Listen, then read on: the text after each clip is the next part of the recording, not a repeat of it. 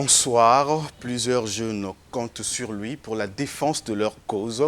Mais depuis sa participation ratée aux législatives 2012, il paraît aux yeux de sa famille politique de la majorité présidentielle comme un fils rebelle pour avoir affronté lors de ces élections l'un des candidats de la même famille politique, chose interdite dans cette plateforme politique. Malgré cela, Blanchard Oba semble maintenir le cap en poursuivant son combat, celui de la solidarité entre les Congolais, surtout entre les jeunes, et le développement du Congo. Que compte-t-il faire? Quelles sont les stratégies qu'il emploie pour relever ce défi? Voilà, entre autres questions qui constituent l'ossature de notre entretien. Blanchard Oba est avec nous sur ce plateau. Bonsoir, Monsieur le Président. Bonsoir. Vous êtes le président du MSD depuis quelque temps. Trop de rumeurs sur votre vie, victime d'un accident de circulation, évacué d'urgence dans un état comateux en France. Aujourd'hui, on vous trouve quand même en forme là sur notre plateau. Dites-nous toutes ces rumeurs, est-ce que c'était vrai ou encore des fausses informations sur votre personne?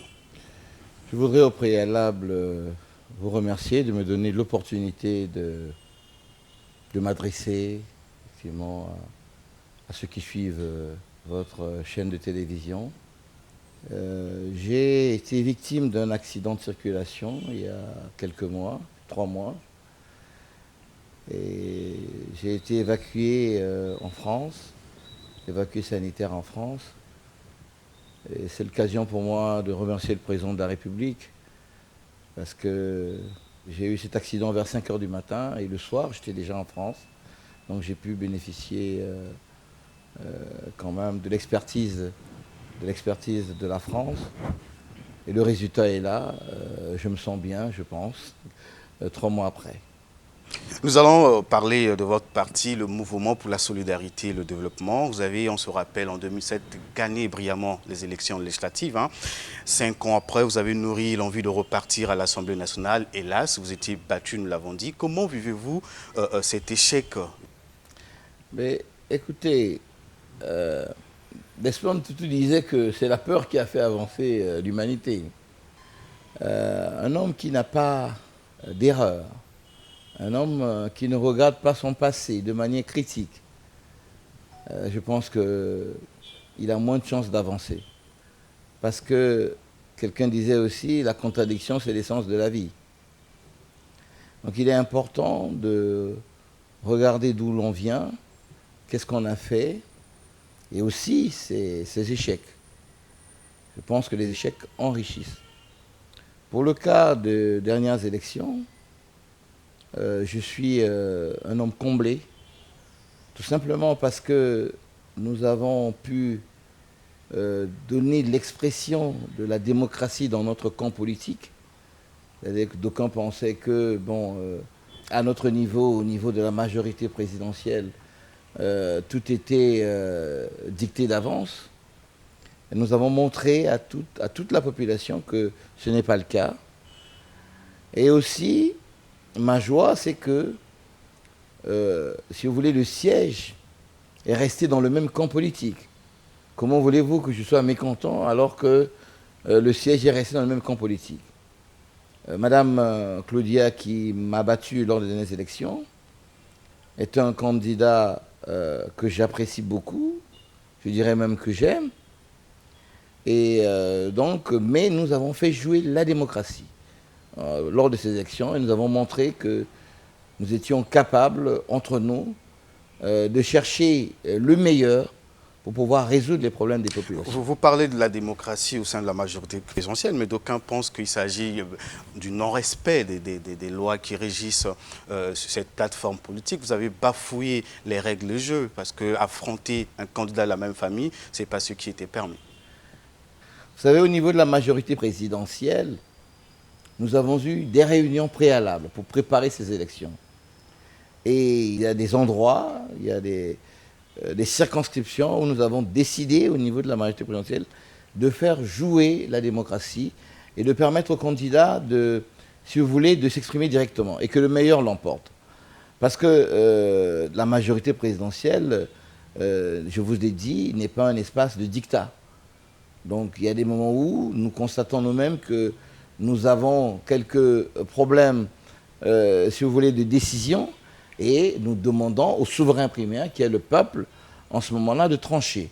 Et c'est le cas d'espèce. J'ai eu l'autorisation du président de la majorité par intérim de pouvoir affronter Madame Claudia Sassou, et ce qui a été fait est de très belle manière. Aujourd'hui, quels sont vos rapports au lendemain de cette élection, vos rapports avec votre famille politique et avec Claudia Ikia Sassou Nguesso qui vous a battu, puisqu'il y a certaines informations qui nous disent qu'elle serait votre sœur quelque part? Ah, vous l'avez dit vous-même. Je voulais vous décevoir en vous disant que c'est ma sœur. Et donc, biologiquement déjà, nous avons des relations particulières. Et en plus des relations biologiques, parce que vous savez, même dans une famille, il faudrait que vous ayez des accointances. Quand vous avez des accointances, ça fait encore mieux. Ça renforce encore la famille. Et c'est le cas avec ma sœur et depuis très longtemps. Donc il n'y a pas de problème avec ma sœur, donc Madame Claudia Sassou Nguesso. On a d'excellentes relations. Et avec ma famille politique, pas de souci également. Pour quelle raison est-ce que je m'y méprendrais avec ma famille politique alors que nous avons gagné le siège? Aujourd'hui, le siège nous appartient. Il n'y a pas de problème particulier avec la majorité présidentielle. Si notre mémoire ne nous trahit pas, on se rappelle qu'en 2007, le MSD avait 8 députés à l'Assemblée nationale. 2007, le MSD se retrouve avec 0 député. C'est pareil, vraiment. Qu'est-ce qui explique d'abord tout ça, cet échec à tous les niveaux? Vous savez, c'est comme un enfant. On l'aspire, on veut de cet enfant. Il naît, mais il va passer par plusieurs étapes. Il va, même pour marcher, il va d'abord tomber plusieurs fois avant de continuer sa marche. Ce qui est important, c'est de créer toutes les conditions en tenant compte de l'environnement dans lequel cet enfant va grandir, lui donner toutes les chances possibles pour que cet enfant puisse grandir. Le MSD est un parti très jeune. Souvenez-vous, nous sommes nés 3 mois avant les avant-dernières législatives, 3 mois avant seulement. Et nous avons fait des résultats qui étaient des résultats, je dirais, de bons résultats. De bons résultats. Et nous avons pu non seulement faire des résultats aux législatives, mais nous avons pu structurer notre parti.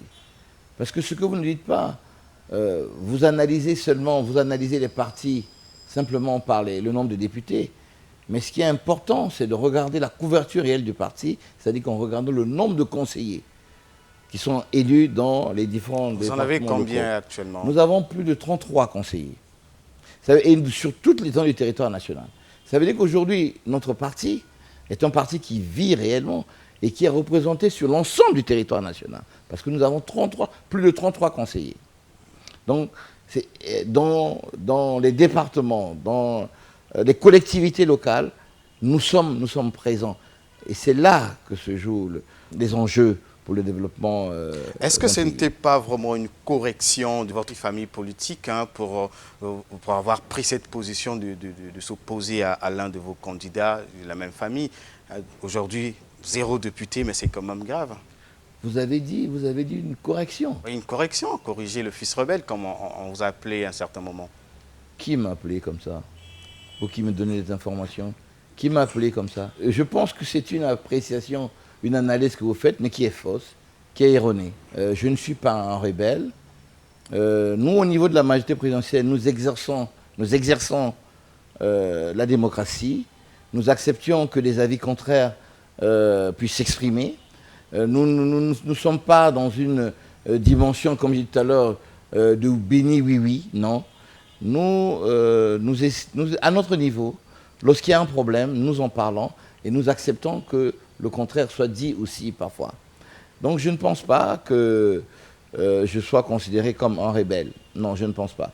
Ce qui s'est passé aux dernières élections présidentielles, pas présidentielles, les élections législatives, je vous en prie, c'est que simplement, nous avons payé, si vous voulez, notre propre inorganisation. Nous avons payé la jeunesse aussi de notre parti. Je vous ai dit, notre parti est né très jeune. Oui. Et nous avons fait des erreurs importantes d'appréciation et de conduite du parti, notamment au plan financier. Nous avons beaucoup investi pensant que l'argent seul pouvait résoudre le problème du parti. Or, on s'est rendu compte que malgré les investissements que nous avons faits partout dans tout le pays, n'est-ce pas, nous n'avons pas tenu compte aussi d'un temps, si vous voulez, d'un temps de prix. C'est comme la mayonnaise. Quand vous faites la mayonnaise, vous tournez, vous commencez à tourner, mais il faut un certain temps pour que la mayonnaise prenne. Et nous n'avons pas su, au début, n'est-ce pas, essayer de mettre ensemble toutes ces conditions permissives à la longévité de notre parti. C'est ce que nous sommes en train de faire aujourd'hui. Nous sommes très contents que le socle important concernant les collectivités locales est maintenu. Nous avons notre parti vie. Oui, vous parlez de la vie de votre parti. On aimerait savoir quel est l'état actuel, l'état de santé de votre parti actuel. Qu'est-ce que vous faites actuellement pour les échéances électorales qui pointent à l'horizon? Mais nous sommes dans une phase de redynamisation de notre parti. Parce que nous avons constaté, à la suite des différents mouvements politiques qui sont créés, nous avons constaté une perte de certains de nos cadres, notamment les cadres du secrétariat général du parti. La base n'a pas beaucoup bougé. Mais au niveau du secrétariat général du parti, il y a eu des changements importants. Mais ces changements sont dus à nos choix politiques. C'est-à-dire que, pour l'essentiel, nous sommes de la majorité présidentielle, mais nous avons constaté qu'à notre niveau, nous avions des velléités de certains de nos camarades de ne plus être à la majorité présidentielle. Parce qu'ils rendaient la majorité présidentielle responsable de certains maux du parti. Mais nous avons laissé le jeu démocratique se jouer.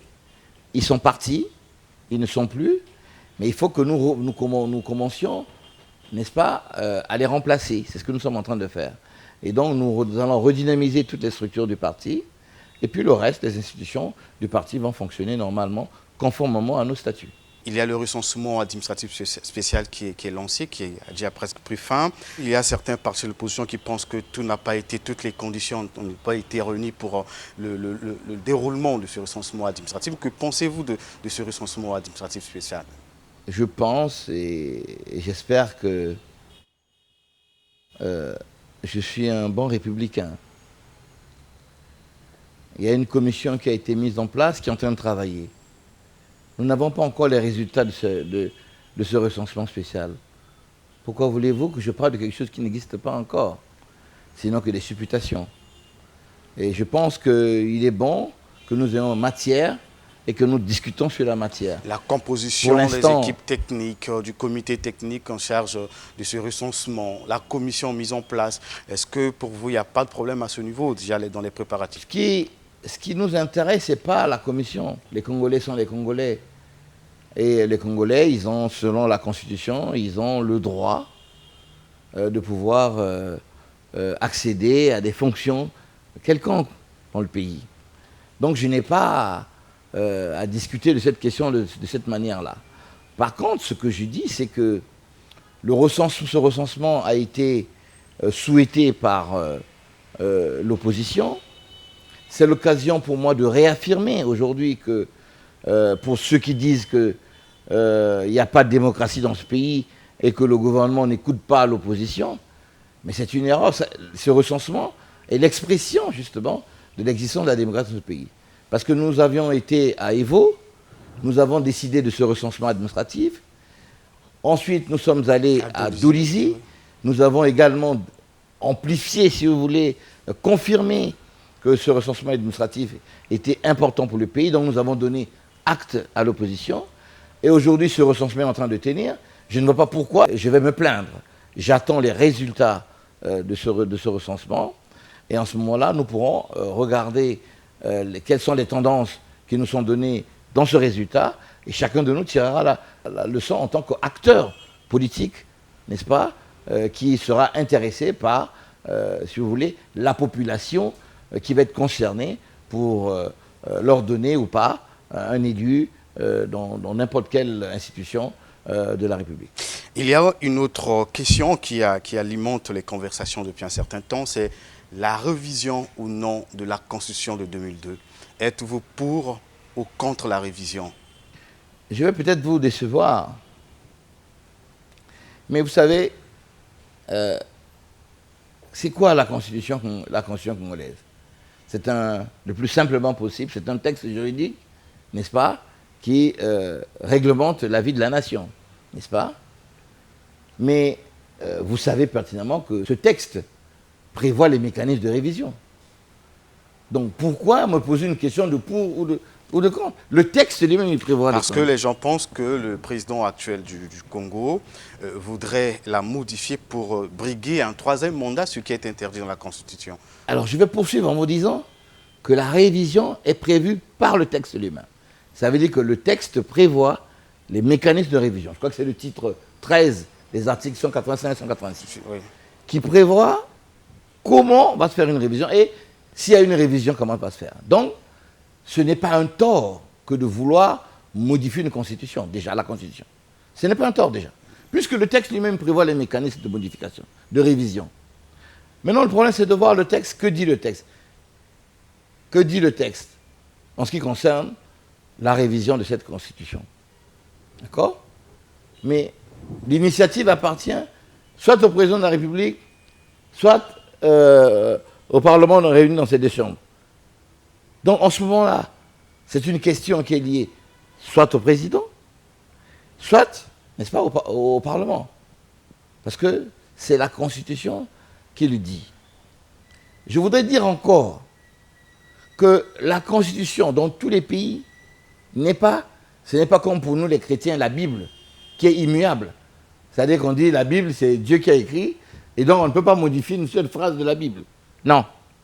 La Constitution, on peut la modifier aussi. Non seulement on peut la modifier, on peut la changer aussi. Pourquoi? Parce que si vous avez un enfant de 5 ans et que vous voulez continuer à lui faire porter les habits qu'il avait lorsqu'il avait 1 an, je crois que vous avez des problèmes vous-même. Le MSD est pour, comme il y a certains membres du gouvernement, on pense déjà que le chef de l'État ne doit pas partir en 2016 comme disent les textes. Vous qu'est-ce que vous pensez? En 2016, doit-il partir ou encore continuer son œuvre? Vous me dites quoi? Vous me dites que, en tant que démocrate, il faut que je puisse soustraire certains Congolais de leurs droits. Moi, je suis non, pas... le MSD je ne suis pas... Le MSD, je parle au nom du MSD. Oui. Le MSD n'est pas pour cela. Nous estimons que... Et c'est pour ça que nous sommes favorables à la modification de la Constitution, parce que je ne veux pas qu'on escamote cette question, elle est importante. Nous sommes favorables parce que cette Constitution-là aujourd'hui, celle qui existe aujourd'hui, elle a été créée, mise en œuvre à une période donnée, à un moment donné. D'accord ? Et aujourd'hui, dans l'exercice de l'action publique, nous constatons que là je parle en tant qu'individu, nous constatons que cette constitution pose des problèmes pour le développement de ce pays. Simplement, par exemple, aujourd'hui, le gouvernement peut fonctionner comme il veut, mais il n'y a pas de motion de censure, par exemple. Or, c'est une clé, c'est un verrou important pour l'exercice de la démocratie. Le président de la République ne peut même pas dissoudre aujourd'hui le Parlement. Ouais. Ce n'est pas possible. Donc, alors que ce sont des verrous importants pour la démocratie, très importants pour la démocratie. C'est pour cette raison que nous sommes favorables à la modification de cette Constitution. Parce que la Constitution elle-même, aujourd'hui, en termes de mécanismes de progrès pour le développement de ce pays, elle pose des problèmes. Parce qu'elle a été à un moment donné. Donc je me permets d'insister sur cette question et d'être clair que, 1, la Constitution prévoit elle-même les mécanismes de révision. 2, la Constitution, aujourd'hui, ne prévoit pas, à l'heure actuelle, des mécanismes qui puissent permettre d'encourager ou de développer la démocratie dans ce pays. Et pour cela, nous sommes donc disposés à ce que cette constitution soit modifiée. Alors, nous tendons vers la fin de l'émission. Avant de vous poser la dernière question sur le MSD, j'aimerais un peu comprendre, est-ce que depuis votre échec, vous avez eu des projets pour votre circonscription, la circonscription 5 de Talangaï? Est-ce que depuis là, vous travaillez avec votre sœur, comme vous le dites, Claudia Ikiasassou, pour le développement de votre circonscription? Encore, vous êtes éloigné parce que vous n'êtes plus là. Mais je ne suis pas éloigné du tout. Je pense qu'aujourd'hui, les consignes que nous avons données sont claires. Il n'y a pas à faire de perturbations inutiles. Ici, souvent dans ce pays, on n'accepte pas la défaite. On n'accepte pas d'être battu. Lorsqu'on est battu, on devient rebelle. C'est pareil au plan politique. Lorsqu'on a une situation, quelqu'un qui n'est pas résolu, on devient opposant. On devient opposant. Et quand on devient opposant, donc on est haineux, on est haineux. En tout cas, en ce qui nous concerne, ce n'est pas le cas. Nous avons accepté notre défaite. Et donc, nous reconnaissons aujourd'hui Mme Claudia Sassou-Ikia comme étant notre députée. Comme étant notre députée. Et donc, nous mettrons tout en œuvre pour faciliter son travail. Parce que les résultats qui vont arriver dans la circonscription, si les résultats ne sont pas favorables à Mme Claudia Sassou, elles sont favorables à la circonscription. Ce qu'elle est en train de faire aujourd'hui, c'est favorable ce sont les citoyens qui en bénéficient. Et donc, c'est le pays qui en bénéficie. Le MSD prévoit une assemblée générale. C'est pour quand et quels sont les points forts de cette assemblée générale? Nous, d'abord Brazzaville.